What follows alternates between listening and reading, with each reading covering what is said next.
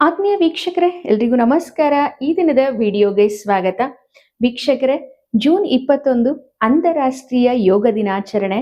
ಅಂತಾರಾಷ್ಟ್ರೀಯ ಯೋಗ ದಿನಾಚರಣೆಯ ಬಗ್ಗೆ ಒಂದು ಪುಟ್ಟ ಭಾಷಣವನ್ನ ಯಾವ ರೀತಿ ಮಾಡೋದು ಅಂತ ಹೇಳಿ ಈ ದಿನದ ವಿಡಿಯೋನಲ್ಲಿ ಹೇಳ್ಕೊಡ್ತಾನೆ.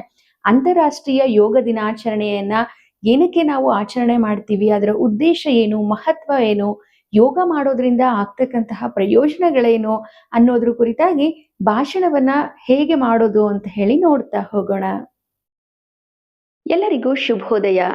ಪದ್ಮಾಸನದಲ್ಲಿ ಕುಳಿತು ಮೌನವ ತಾಳಲು, ಸೂರ್ಯ ನಮಸ್ಕಾರದಿ ತನು ಕರಗಲು, ಒತ್ತಡದ ಬದುಕು ದೂರ ಸರಿಯುವುದು, ಶಾಂತಿಯ ಬೆಳಕು ಎದೆಯಲ್ಲಿ ಮೂಡುವುದು. ಎಲ್ಲರಿಗೂ ಅಂತಾರಾಷ್ಟ್ರೀಯ ಯೋಗ ದಿನಾಚರಣೆಯ ಶುಭಾಶಯಗಳು. ಗೌರವಾನ್ವಿತ ವೇದಿಕೆಯಲ್ಲಿರುವ ಗಣ್ಯರೇ, ನನ್ನ ಪ್ರೀತಿಯ ಶಿಕ್ಷಕರೇ, ಹಿರಿಯರೇ ಮತ್ತು ಆತ್ಮೀಯ ಸ್ನೇಹಿತರೆ, ಎಲ್ಲರಿಗೂ ಪ್ರೀತಿಯ ನಮಸ್ಕಾರಗಳು. ಇಂದು ಜೂನ್ 11 ಅಂತಾರಾಷ್ಟ್ರೀಯ ಯೋಗ ದಿನಾಚರಣೆ. ಈ ದಿನದಂದು ಒಂದು ಸುಂದರ ಭಾಷಣವನ್ನ ಮಾಡಲು ಇಚ್ಛಿಸುತ್ತೇನೆ. ಯೋಗ ಎಂಬ ಪದವು ಸಂಸ್ಕೃತದ ಯುಜ್ ಎಂಬ ಮೂಲದಿಂದ ಬಂದಿದೆ. ಇದರ ಅರ್ಥ ಒಕ್ಕೂಟ ಅಥವಾ ಸೇರುವಿಕೆ. ಇದು ಕೇವಲ ನಮ್ಮ ದೇಹವನ್ನ ಬಗ್ಗಿಸುವ ಅಥವಾ ವಿವಿಧ ಭಂಗಿಗಳಲ್ಲಿ ಕುಳಿತುಕೊಳ್ಳುವ ಅಭ್ಯಾಸವಲ್ಲ. ಬದಲಾಗಿ ಇದು ನಮ್ಮ ದೇಹವನ್ನ ಮನಸ್ಸಿನೊಂದಿಗೆ ಮತ್ತು ಆತ್ಮವನ್ನು ಪ್ರಕೃತಿಯೊಂದಿಗೆ ಬೆಸೆಯುವ ಒಂದು ಸುಂದರ ಕಲೆಯಾಗಿದೆ. ವಿಶ್ವ ಯೋಗ ದಿನದ ಹಿನ್ನೆಲೆಯನ್ನ ನೋಡುವುದಾದರೆ, 2014ರಲ್ಲಿ ಭಾರತದ ಪ್ರಧಾನಿ ನರೇಂದ್ರ ಮೋದಿಯವರು ವಿಶ್ವಸಂಸ್ಥೆಯ ಸಾಮಾನ್ಯ ಸಭೆಯಲ್ಲಿ ಜೂನ್ 21 ಯೋಗ ದಿನವನ್ನಾಗಿ ಆಚರಿಸಲು ಪ್ರಸ್ತಾಪಿಸಿದರು. ಈ ಪ್ರಸ್ತಾವನೆಯನ್ನ ಬಹುತೇಕ ದೇಶಗಳು ಬೆಂಬಲಿಸಿದವು. ನಂತರ 2015ರಿಂದ ವಿಶ್ವಸಂಸ್ಥೆಯು ಅಧಿಕೃತವಾಗಿ ಪ್ರತಿ ವರ್ಷ ಜೂನ್ 21ರಂದು ಅಂತಾರಾಷ್ಟ್ರೀಯ ಯೋಗ ದಿನವನ್ನ ಆಚರಿಸಲು ಘೋಷಿಸಿತು.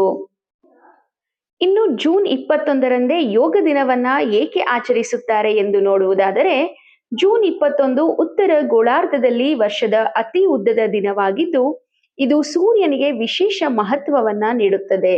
ಈ ದಿನದಂದು ಪ್ರಪಂಚದಾದ್ಯಂತ ಲಕ್ಷಾಂತರ ಜನರು ಒಟ್ಟಾಗಿ ಯೋಗಾಸನಗಳನ್ನ ಮಾಡುತ್ತಾರೆ. ಯೋಗವು ಏಕೆ ಮುಖ್ಯ ಎಂದು ನೋಡುವುದಾದರೆ, ಇಂದಿನ ವೇಗದ ಜಗತ್ತಿನಲ್ಲಿ ನಾವು ಒತ್ತಡ, ಮಾನಸಿಕ ಗೊಂದಲ ಮತ್ತು ಅನಾರೋಗ್ಯದ ನಡುವೆ ಬದುಕುತ್ತಿದ್ದೇವೆ.